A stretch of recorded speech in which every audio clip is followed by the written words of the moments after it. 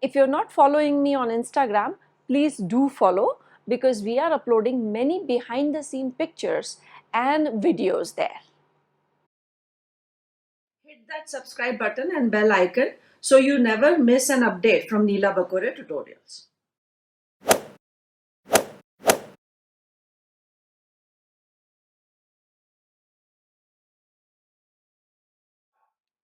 In this part, we'll start with air pollution.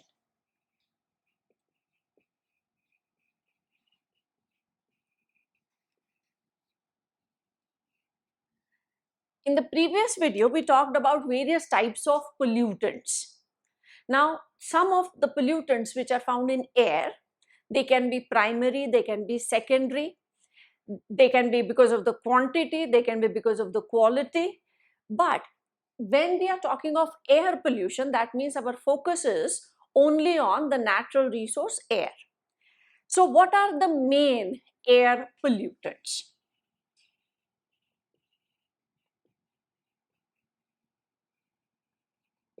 So we'll have a list of these air pollutants. We will also try to see from where these pollutants enter into the natural resource or come into the natural resource, and how these pollutants affect the living organisms. So our list, the first is carbon monoxide, then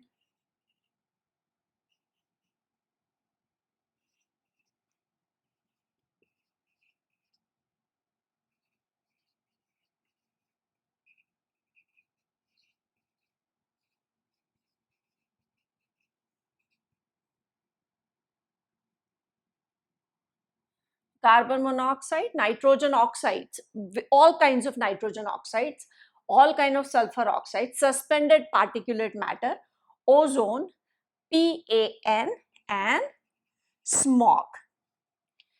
These are, we can add one more, that is CFC. It has been banned now, but it is still there. And one more, which is again not used anymore, but some traces can be still found, that is lead. Now, how are these substances getting added in the air?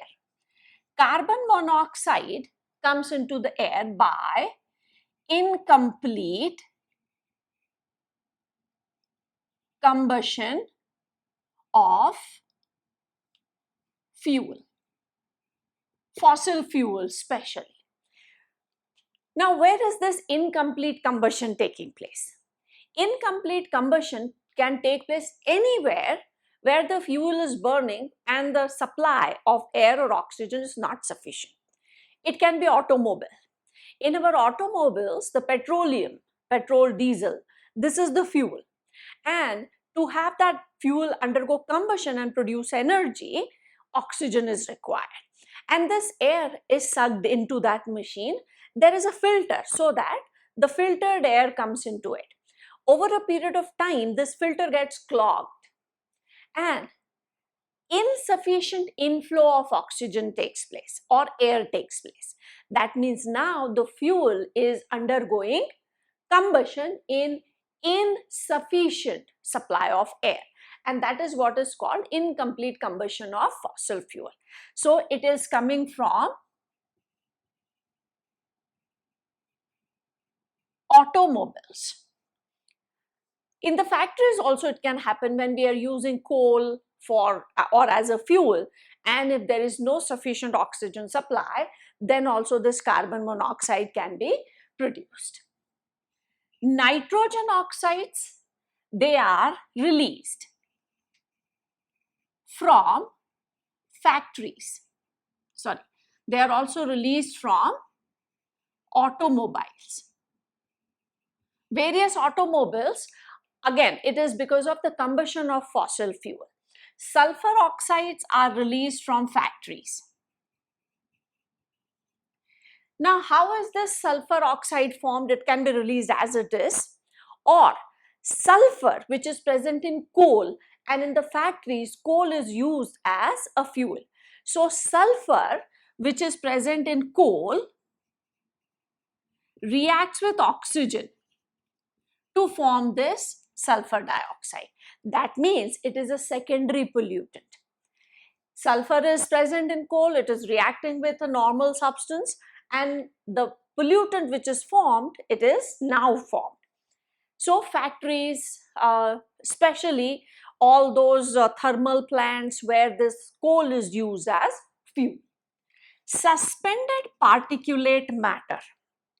What exactly is meant by this? Particulate is a very, very tiny particle, is called a particulate. And suspended means they're so fine that they remain suspended in the air. And that is why they're called suspended particulate matter. They are released from construction work, road construction work, building construction work, crushers. There are places where the rocks are being broken down. So they are released from all these places. From crushers, construction places. And these suspended particulate matter, which are of size less than 2.5 microns, cause maximum damage to our respiratory system. Ozone. Ozone is also released as a result of chemical reactions. Various chemical reactions take place which result in the releasing of ozone. This is also a secondary pollutant. Peroxyacyl nitrate, smog. It is formed by the combination of fog and smoke. Now we know smoke is caused due to, again, burning, and it has hydrocarbons. CFC was used as a coolant. I'm writing it was because nowadays it has been banned. Was used as a coolant in refrigerators and air conditioners. Lead was used, again was because nowadays we don't use it, was used in petrol. And the petrol nowadays which is available is called unleaded petrol. Lead was used as an anti-knocking agent. Lead causes damage to all the soft tissues of our body.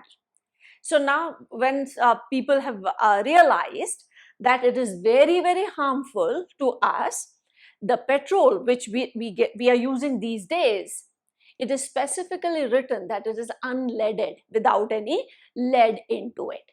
Now these are the sources from where these pollutants come into the air. Most of the air pollutants have effect on our respiratory system. Carbon monoxide causes carbon monoxide poisoning. Carbon monoxide binds with hemoglobin to form a permanent complex. And as this complex is permanent, hemoglobin is blocked. And hemoglobin is the main pigment which is going to transport oxygen. So oxygen transportation to the tissues is going to get reduced, and that results into hypoxia. It causes hypoxia. Hypo is less and oxygen supply to the tissues. Nitrogen oxides cause irritation in respiratory tract. Sulfur oxides, they also cause irritation in respiratory tract, and the symptoms are like asthma.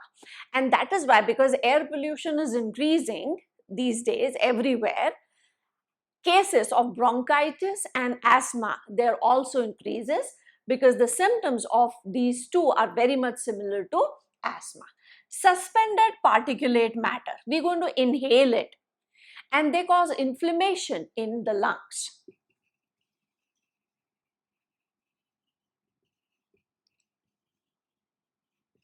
And in the lungs means in alveoli. And when there is inflammation in the alveoli, obviously the breathing is going to get affected.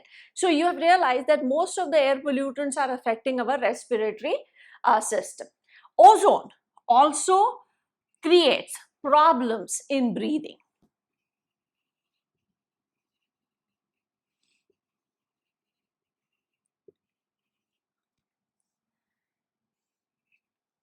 Peroxyacyl nitrate, again,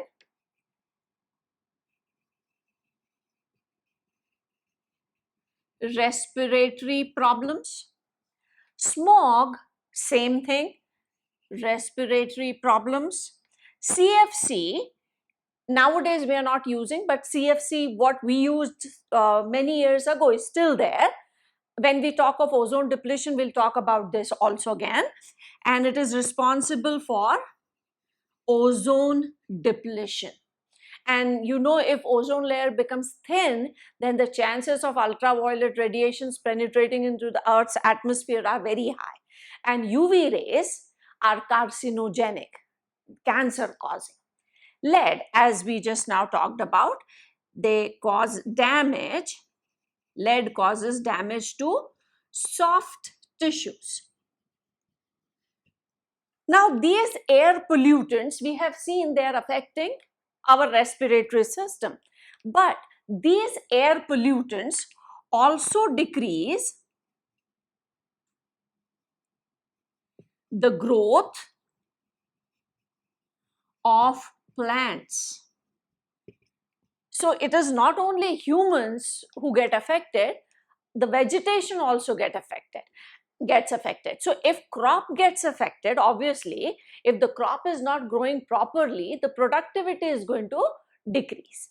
So these are the main air pollutants. Now we know from where they enter into this natural resource and how these air pollutants affect us.